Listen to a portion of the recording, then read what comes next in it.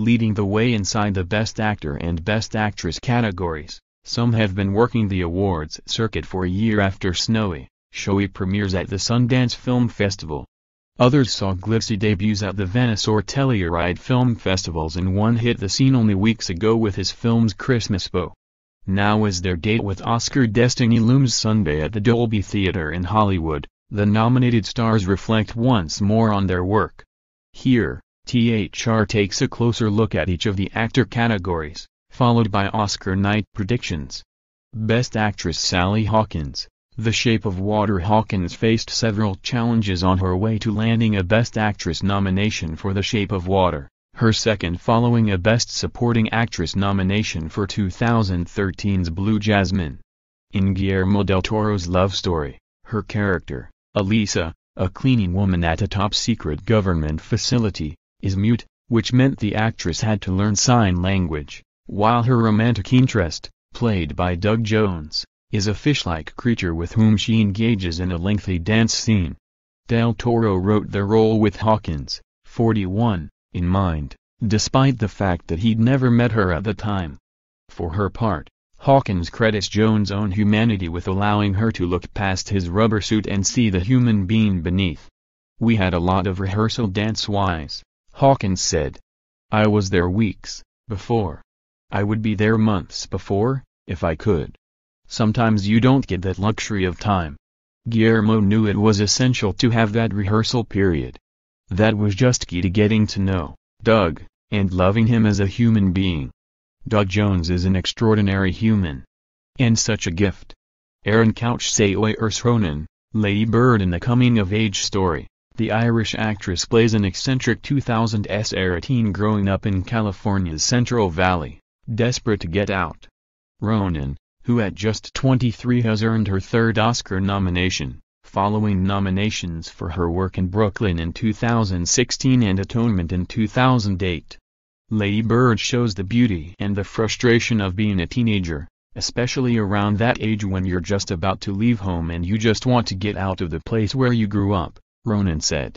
"I really identify with that juxtaposition of confidence and insecurity, and how you can really believe in yourself, but not quite know exactly what you believe in. I knew that that complexity would be something that would really have to be thought out. The challenge of that really excited me."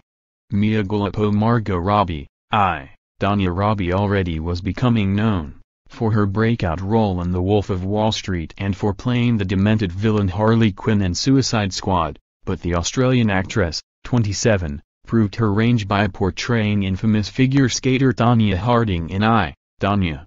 Robbie earned her first Oscar nomination for playing the ice champ from ages 15 through 40 in the dark comedy, which attempts to explain how an athlete with such raw talent could land at the center of the sport's biggest scandal. "When I picked up the script, I didn't really see any similarities, and that's what excited me about the character," Robbie says about whether she had anything in common with Harding.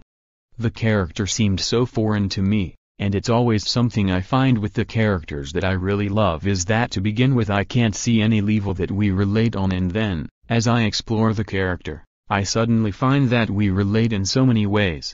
That just kind of comes out when putting herself in the mindset of someone else. I think if anyone does that, they'll find empathy there and find a way to connect and find small or big things to relate to their character." Rebecca Ford Francis McDormand, 3 Billboards Outside Ebbing, Missouri. In Martin McDonagh's dark comedy, McDormand, 60, plays a mother out for justice for her murdered daughter. The role, which earned her a 5th Oscar nomination, she won in 1997 for Fargo, sees her character, Mildred, go up against the local police chief, Woody Harrelson, and a racist cop, Sam Rockwell, in several spectacular battles of wits and insults. Harrelson spoke about his infamously press-averse sparring partner and how they created one of the most memorable scenes in the film. "I know Frances pretty well," says Harrelson.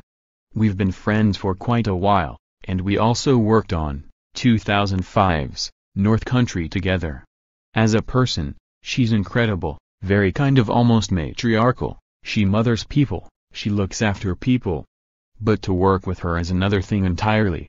to actually get into an involved scene is very exciting because I'm such a fan of her as an actor. Seth Abramovich. Meryl Streep. The Post-Streep holds the record for acting Oscar nominations, with her work in Steven Spielberg's The Post, playing Washington Post publisher Katharine Graham, marking her 21st nomination.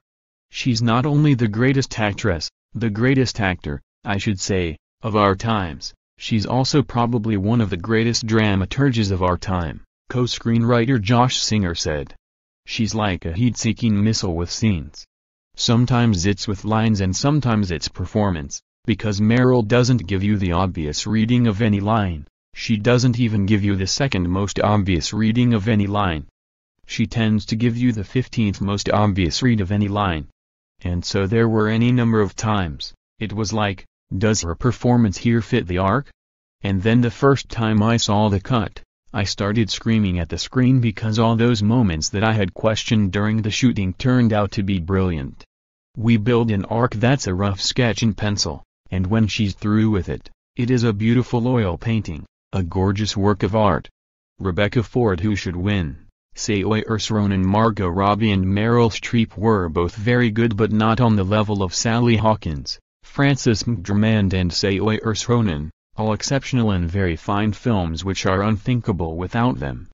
Arguably, Hawkins plays the most unusual character, while McDormand makes the strongest moment-to-moment impression.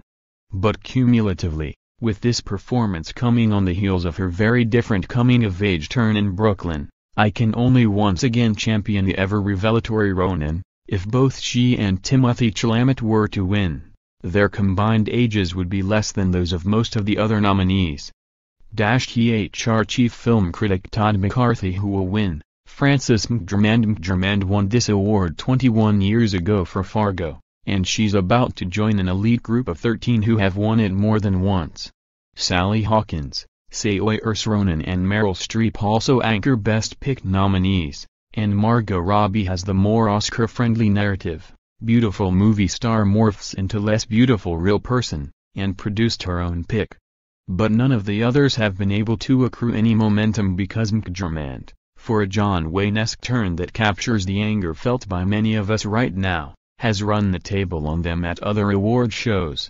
THR Awards analyst Scott Feinberg. Best Actor Timothée Chalamet, Call Me By Your Name. Chalamet's awards season marathon began more than a year ago at Sundance, where Call Me By Your Name, Luca Guadagnino's Italy-set romantic drama in which Chalamet stars as an erudite teen experiencing his first love, premiered.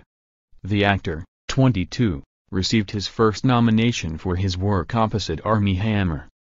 Getting to meet Jennifer Lawrence and hearing her say she was moved by the film is on one side of the crazy gratifying experience of this movie, Chalamet said. On the other side would be my sister saying that she saw so much of our upbringing in France represented on the screen and communicated within the lines of this story. It felt very true to us. There have been a lot of reactions that have been really heartwarming, from people I don't know, and also from friends and family who can appreciate the film for what it is but also can see me underneath peeking through. Mia Gullipo. Gary Oldman, Darkest Hour. More than 30 years after he broke out playing the emaciated punk rocker Sid Vicious in Sid and Nancy, Oldman, 59, has ventured to the other side of both the waistline and the British class spectrum for Darkest Hour.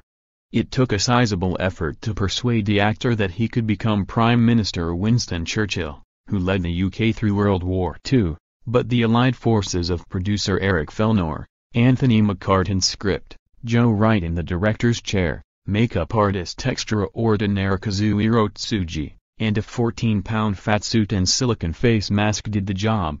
God bless Eric Fellnor, who I had started my career with, Oldman said.